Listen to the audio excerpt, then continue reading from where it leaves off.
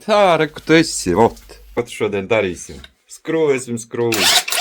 Fot ar šo.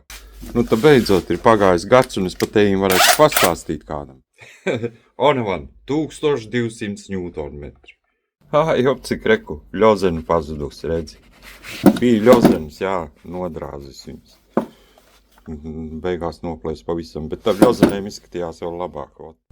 Nu, oki, ko es tev par šo pastāstīšu? Nopirku es viņu pirms gada. Šis vairs nebūs apskats no kastes. Es uzlikšu kaut kādu video rektūliņu, kur viņš izskatījās no kastes, bija skaists. Nāca viņam līdzi šis, jā, bet es viņu dabūju nomainīt, nopirku es to trieciennieku. To viņš viņu salauza, kas oriģinālais bija. Vispār viņš daudz muciņas mani salauzas, tā kā triecienniekus vajag. Ko vēl varētu pie viņa pieminēt, kas viņam ir? Viņam ir 4 ātrumi. Nu, tie mēs skatāmies, ir 1. ātrums. Tur var pārslēgt 4., 3., 2. un 1. 1. pats mudīgākais. Tā kā tā, nu rāda akumulātoru uzlādes līmeni, ja. Nu, tas tāds ķīniešu instrumentu fiška, ka viņiem tādas visādas lietas ir. Ko vēl? Par tiem 1200 Newtonmetriem. Nu, patiešām, kāpēc ne 2400? Uzrakstīt tā jau var visu kaut ko. Tad ņemsim loģisko ceļu, iziesim. Bez kaut kādas mērīšanas, bez kaut kādiem papildus ierīcēm. Viss loģiskais ceļš. Paņemsim to pašu makitu. DTV 1000, 1002 laikam, ja?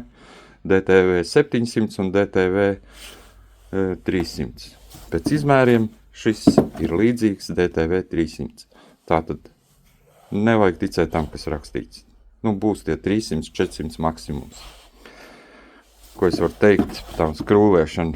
Es vēl tad biju domājis. Ko es biju domājis? Kaut kur atrast kādu skrūvu, pievilkt uz 200 Newtonmetriem. Man ir šis te.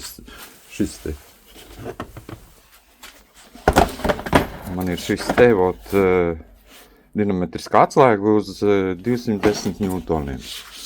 Bet nav man tādu skrūviņu šeit mašīnai, nav kur, nav 200 Newtonmetri. Ritenim es uzliku 112,5. Pilnīgi pietiek, līdz 130 Newtoniem, lai nepārvilktu skrūvus un nesapistu viņas tur, lai nesačakarētu tās skrūvus, ja. Kaut kā tā. Šogad viņš man ir nostrādājis. Mašīnu remontēju, hadenu izpārlasīju, nomainīju sajūgu, rumbas gultņus novilku. Ielikšu kaut kādas video, kamēr es te runāju, lai būtu interesantāks tas video. Tā kā viņš savu darbu dara. Savu naudu viņš maksā, toreiz viņš man maksāja kaut kādu 40 eiro. Šobrīd tas sanāk uz 50 eiro, plus cena nāk klāt. Kaut kā tā. Pa lielam programmas nagli šim, ja? Tad kāda? Vai es viņu varu ieteikt kā instrumentu mājas vajadzībām? Pilnīgi noteikti. Tas nebūs profesionāls instruments. Man viņš noder. Man viņš ir tā kā noderīgs. Es savu mašīnu ar viņu skrūvēju, uz darbu es paņemu līdzi kaut kādas garās koku skrūvas skrūvēt, vai kaut ko tādu. Un viņš nav dienā lietošanā man, bet viņš dara savu darbu. Un tas ir tāds, patiesas secinājums par to. Kamēr es to neesmu apnicis un neesmu aizskrūlējis video, es pateikšu tādu, šim es esmu novietojis apakšā pārdevēju saiti, pie kura es pirku šo. Un pārdevējs atrodas Eiropā. Šuriks man atnāca pa 10 dienām kalendārā. Un tā kā es esmu apmierināts ar to pārdevēju, un atsauksmes par viņu arī ir labas. Tā kā tā. Cenā viņš ir palicis dārgāk no pagājušā gada pa 10 eiro. Saprotams, ka ceļš, loģistika, viss ir palicis dārgāks. Ko tad viņš spēja padarīt? Paskatīsimies tās skrūvas. Kādas viņš var ieskrūvēt un ko un kā. Un tad ir tāds loģiskais secinājums, priekš kā viņš ir domāts. man lūk ir, reku uz riteņa ir dinamometriskā atslēga, ja. Uzlikta viņa ir uz kaut kādiem 112,5, ja tur var redzēt. Bez brilles īsti neredzu. Nu, arī riteņiem vairāk arī nevajag skrūvēt, nu, jo skrūvs laust nav nekāds lielais prāta darbs. Varam pastīties, ja ir tie 112,5. Tad arī ņemt un mēģināt atskrūvēt, vai viņam ir tie 112,5. Šī bija tā skrūvīte, ja. Maigi, bez piepūles. Jā, redz, skrūvīte ir virsū. Mēģināt uzzīvināt.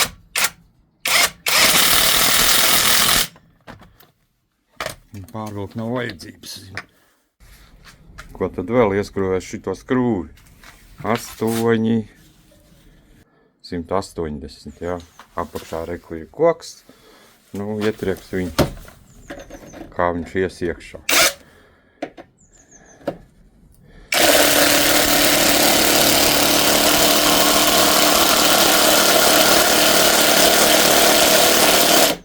Jāuzliek ir uz pirmo ātrumu, lai viņš ir ņiprāks.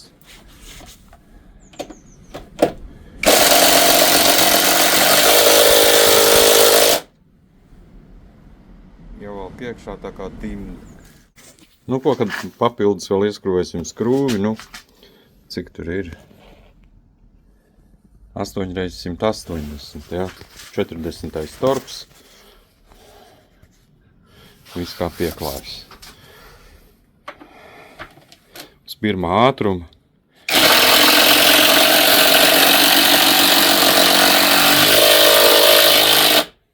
Un rauj apkārt. Tā kā šitādas skrūvas viņš mierīgi ņem. Gadu viņš ir nostrādājis. Nu neko sliktu es nevaru teikt.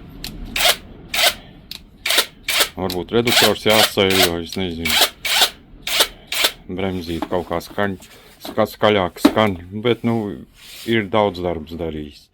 Kas viņam vēl tā fiška, man patīk, ka viņam var ielikt gan šito magnētiņu, ja, un galā ir gan puscolīgā, nu, muciņa. Un dar, ja, tas ir tāds labs variants. Nu, pārsvarā ķīniešiem tas ir raksturīgs. Ko der atcerēties, aplūkojot šādus instrumentus, aļikā, piemēram, ja? Kā dara ķīnieši? Viņi kaut ko jau noteikti testē, skatās un pārbauda, bet viņu tā metode ir šausmīgi neprecīza. Nevar paļauties uz to, ko viņi raksta, un nevajag paļauties, un nevajag domāt vairāk, kā viņš ir spējīgs, tas instruments. No 1200. Nu, sadala 3 vai 4, un tur tev būs tas rezultāts. Un arī pēc izmēra viņš atbilst tam. Ja mēs skatāmies augstāk, ka mēs salīdzinājām tā ar maketnieku, nu, nevar būt tādā maziņā mašīnītē 1200. Tātad, kā viņi to dara, viņi tur citreiz pievilkšanu, atvilkšanu saskaita kopā un to pasniedz kā tādu. Un jāsaprot, ka viņš ir rūpnicā testēts ar pilnām baterijām vai vispār ar kaut kādu ierīci, kas pie elektrības pieslēgtu. Vai tas ir kaut kāds augstākais pīķis sitiens īsā milisekundē, un tad viņš viņu uzraksta tādu, reku viņš ir afigēni tāds stiprais aparāts. Nu, nav tā. Tas ir ķīniešu mārketings. Nu, kā vēl divmetrīgam gaišmatim ar apaļām acīm var ieskaidrot, ka, nu, paskaties uz šo.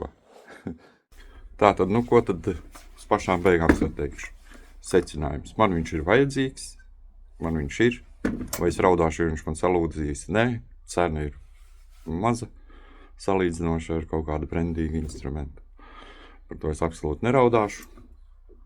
Ko tad, ja tad tālu tu esi noskatījies, tad apsties apakšā ir tā saite, ja tev interesē. Uzrakst kādu komentāru, kāda ir tavu paradumu iepirkties AliExpressā. Un ko tu vērtē skatoties šos te AliExpress tos sludinājumus. un kas ir tev svarīgs. Iespējams, vajag uztaisīt video, kā es to daru. Arī uzraksta komentāros. Spied to īkšķi uz augšu, uz leju. Tomēr tas palīdzēs attīstīt to kanālu. Par to es arī domāju. Tā kā tomēr tos video taisu. Labi, tā jau. Līdz kādam citam. Žim. Ko tad vai viņi var mājās apkopt? Jā, var. Var šo visu izjaukt. Viņš viss ir izjaucams, skrūvīts brīvi pieejams, 10. torks un te būs 15. torks. Jā, un galīgi aizmirsu. Ja tevi interesē tādi video, lai es viņus taisu, man ir par ko taisīt, jo es diezgan daudz iepērkos tajā aļikā. Man ir instrumenti, kurus es izmantoju un kurus es esmu pasūtījis un kur man ir ceļā. Es to visu varu pastāstīt. Labi, tā jau.